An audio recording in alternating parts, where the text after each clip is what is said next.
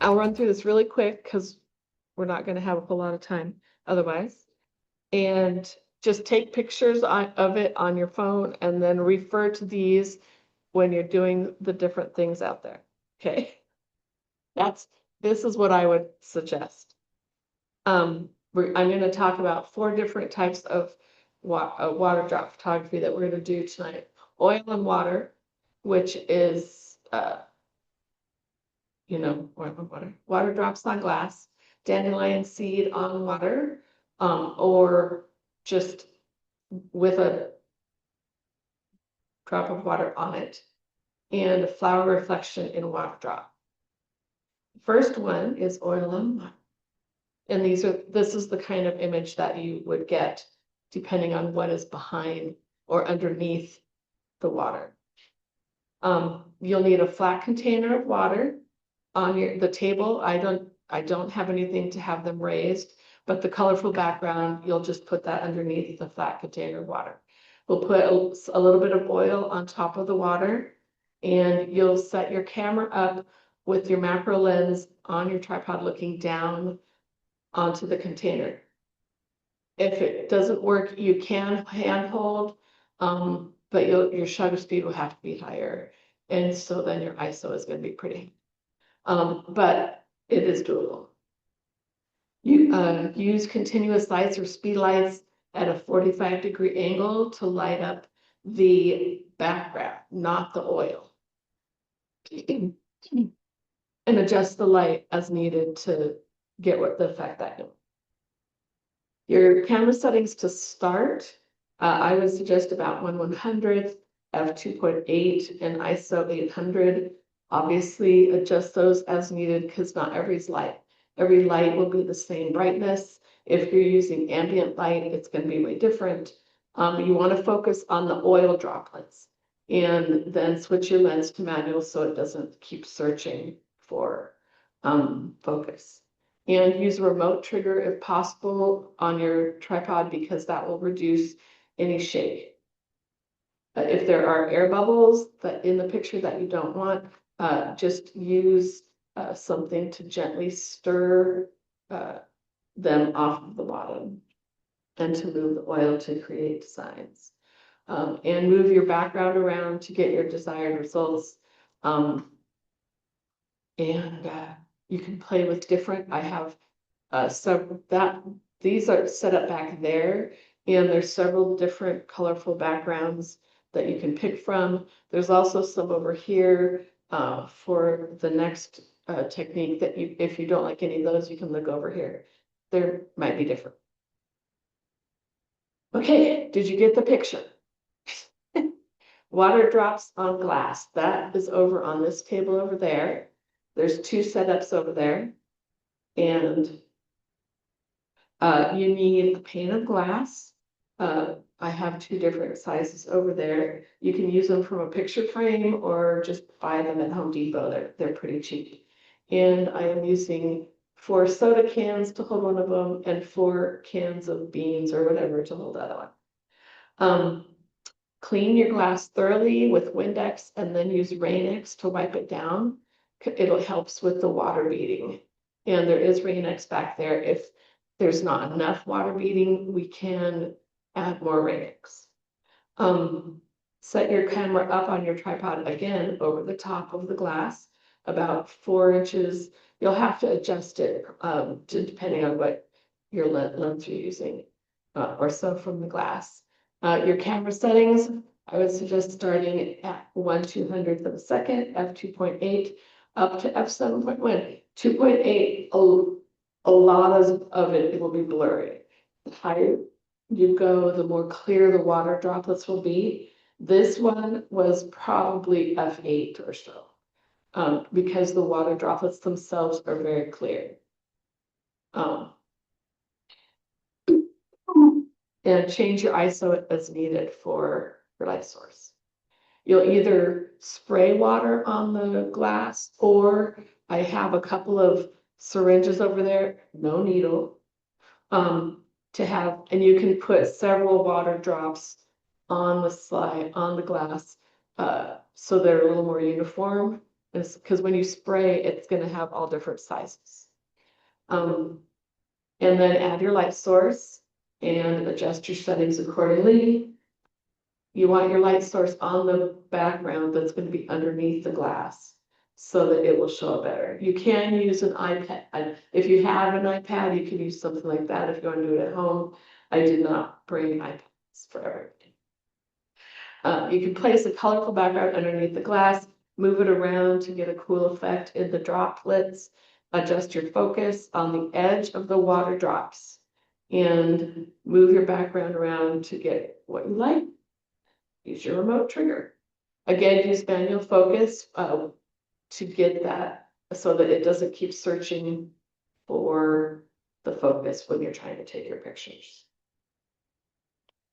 Dandelion water drops. This is, I have one setup that will do the reflections and two setups that will just be the dandelion with a water drop. You will need dandelion seeds, which I have back there, the little photo clips that hold the putty, I have some backgrounds that you can hold behind the dandelion seeds, water with glycerin in it.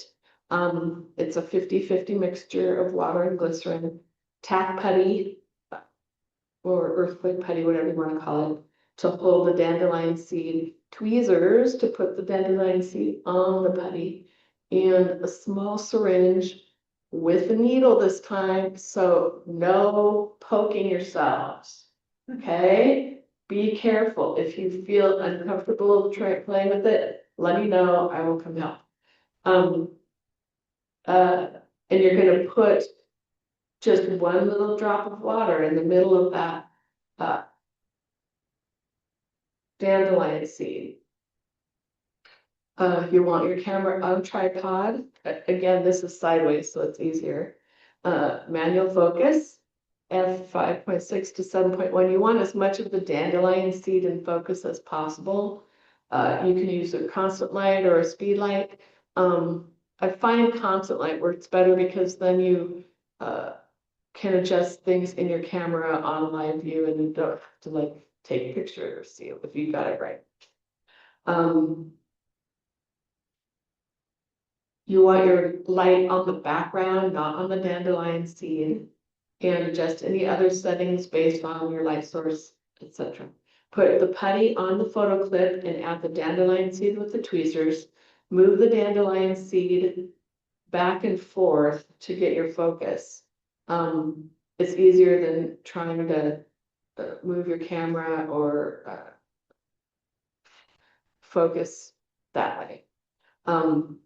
Add a water drop with a small syringe needle. Again, check your focus of the water drop and set your shutter speed for the right exposure. Use your remote trigger. If you have a DSLR with a mirror, you can, if you know how to do mirror lockup, that's better because that's less shake of your camera. You can play, I have several different backgrounds back there. This one was with one of the silver iridescent ones that's back there. So you can get this effect playing with the rainbow. For reflections, you place the putty and the seed in a shallow dish of water, and it's inside a larger pan so that it doesn't go everywhere.